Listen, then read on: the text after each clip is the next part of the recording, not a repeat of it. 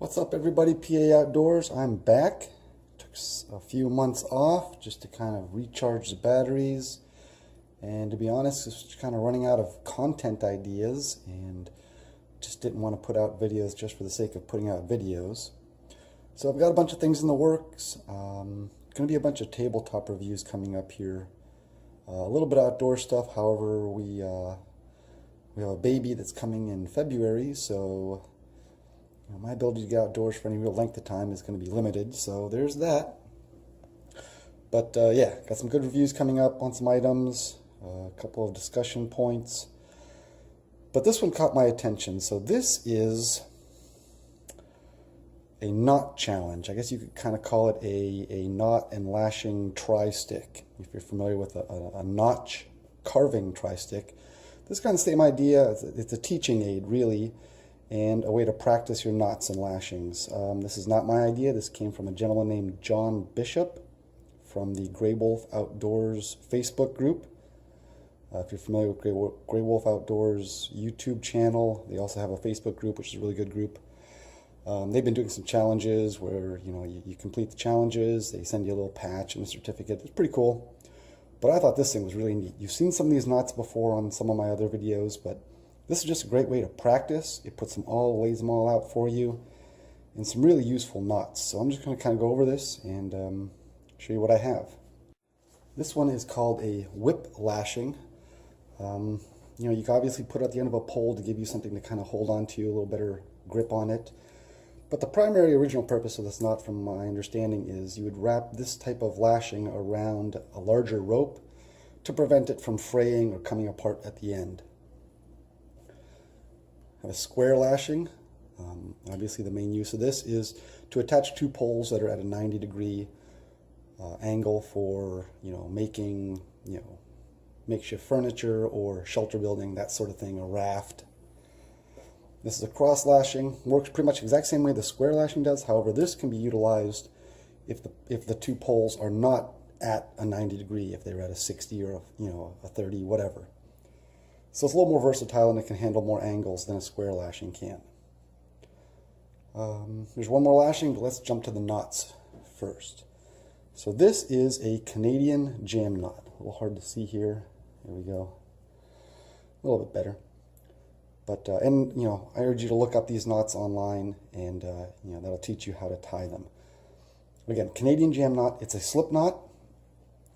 And it's a very well holding slip knot. Works great if you're needing to tie down a tarp or compress a sleeping bag, something like that. Sorry about that. Yes, so cinching down sleeping bags, cinching down anything that you want to compress. That's a Canadian jam knot. Let's move over here. Clove hitch. A clove hitch is kind of a binding knot, not very strong. They do have a habit of just coming undone under a heavy load. The primary use that I use a clove hitch for anyways is all of these two lashings all start and finish utilizing a clove hitch. So a clove hitch is used, like I said, starting and finishing lashings, and also used in conjunction with other knots to create a good solid knot.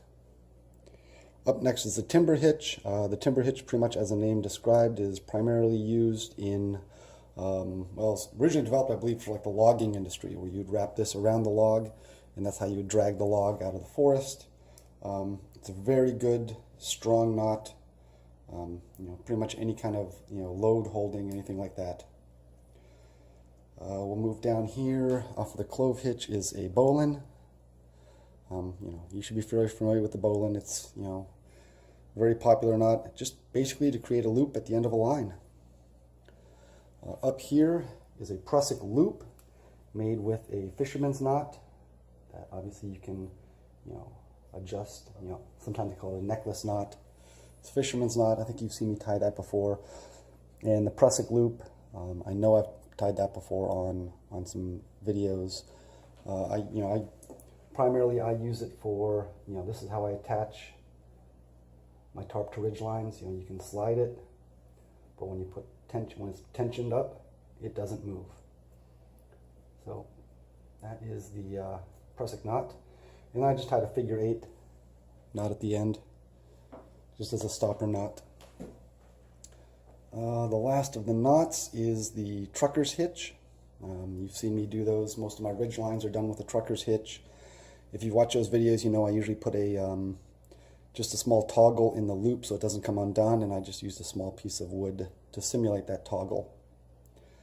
So on this piece you have 1, 2, 3 lashings, and I believe 7 knots altogether, and I added the figure 8 right there. There's one more lashing, and that is the tripod lashing. Again, as the name implies, just to make a tripod. Cook over fire, use it for shelter building, legs for a makeshift raised bed or whatever. But that's the tripod lashing. And that's the entire challenge that Grey Wolf puts out. And I added one more, the taut line hitch. You guys have seen it. I'll add a video on that here at the end. This is the taut line hitch that I wanted to add to that, but it was just too small, so I just kind of simulated it here on this little stool. Just wrapped this around, looped it around using a bowline. This would simulate the top of like a tent pole. And then down here is the taut line hitch. This is like a simulation for a tent stake. And you can use this as opposed to some of those fancy tensioning things you can buy at the store. And really the way this just works is you can slide it down, make it as loose as you want, get it onto your tent stake, and just tighten that thing up. And it's tight. It's not going anywhere. I use this knot a lot. Taut line hitch. Alright, again, this is PA Outdoors. Thanks for sticking with me. I appreciate it.